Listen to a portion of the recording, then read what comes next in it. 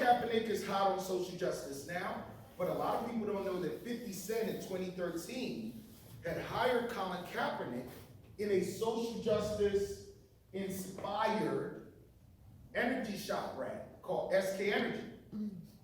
He had partnered with the United Nations World Food Program with a goal of trying to donate 1 billion meals to the needy. People won't think about, okay, gee, 1 billion meals. But what he said was for every energy shot sold, he would donate a meal. They wound up donating 3.5 meals, and then he had a different strategy too. So he also worked with Marvel and Disney and ABC. You see he has a show for life on ABC. So he now started doing corporate partnerships.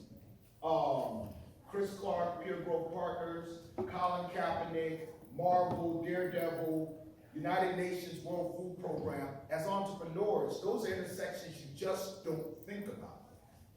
Yet he's able to donate food off of energy shots.